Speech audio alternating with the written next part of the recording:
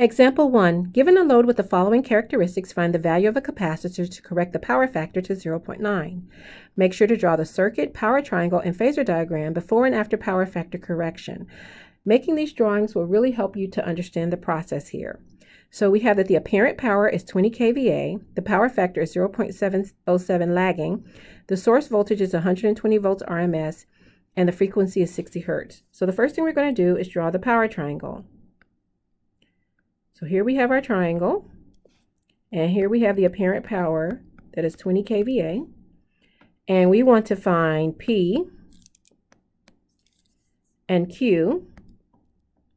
And we know that if we have a power factor that's lagging, then the arc cosine of 0.707 is 45 degrees. So the angle here is 45 degrees, and we're now going to use trig properties to find P and Q. So P is going to equal S times the cosine of theta, and Q is going to equal S times the sine of theta. So by putting in 20K cosine of 45 degrees and then putting in 20K sine of 45 degrees, you get that P is 14.14 kilowatts and Q is 14.14 kVAR. And now we have completely written the parameters for the original system. So now we're going to find the system parameters for our new load with the new power factor. So first thing we know is that P doesn't change. So P is still going to equal 14.14 kilowatts, but we need to find our new angle, Q, and S. So the way that we do this is PF new is equal to 0.9. So theta new is equal to the arc cosine of 0.9. So theta new is equal to 25.8 degrees.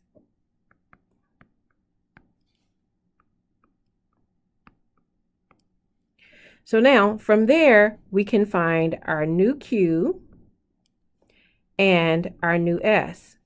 So our new Q new, is going to equal P times the tangent of theta nu. P times the tangent of theta nu is 6.838 kVAR. And our new apparent power, S nu, is going to equal P divided by the cosine of theta nu. So S nu is going to equal 15.711 kVA. So now we have Q nu and we have S nu, and we want to find the value of the capacitor we need to put in parallel with the load. So QC is going to equal Q minus Q nu. And so the value of the capacitor is going to be 14.14 minus 6.838 kVAR. So QC is 7.302 kVAR. So to find the capacitor value, we use the formula QC equals V RMS squared over XC, and that's the magnitude of that. So that is the magnitude of V RMS squared over 1 over omega C. And the other way to write this is omega C times the magnitude of VRMS squared. So when I solve this for the capacitor, C is equal to QC over omega VRMS squared. So we know that QC is 7.302. Omega is 2 pi 60 because we're at 60 Hertz. And VRMS is 120 squared. And we get that the capacitor is 1.35 millifarad.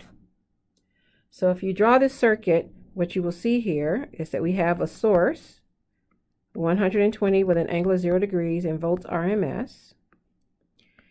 Then we have the inductive load. And what I know about this is that it's 20 kVA and that the power factor was 0.707. And then we're going to add a capacitor in parallel with that has a value of 1.35 millifarads.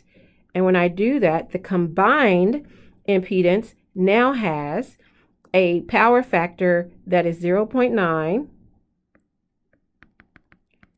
lagging, and it has 15.711 kVA. So we call IL the current through the load, IC the current through the capacitor, and I the original current here.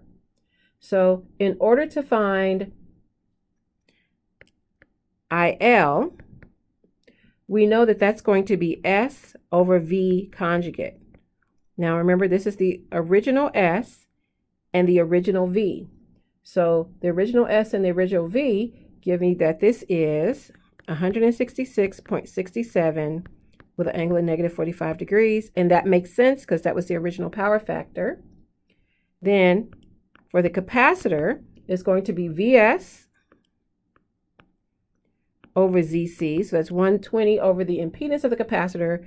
That's 61 with an angle of 90 degrees. That makes sense as well because it's purely a capacitor, so it's an angle of 90 degrees.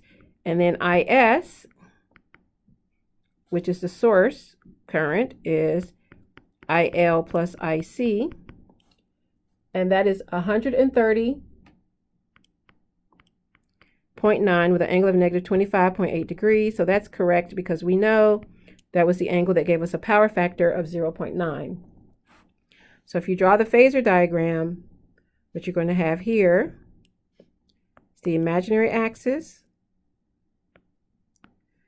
the real axis, and now we're just going to put our currents on here. Okay, so first of all, we have IL out here at 166.67 magnitude, and the angle is negative 45 degrees. Then next we're going to have IC right here that has an angle of 90 degrees and a magnitude of 61. And then here we have IL plus IC equals IS, which now has our angle of negative 25.8 degrees and a magnitude of 130.9. And this concludes our first power factor correction example.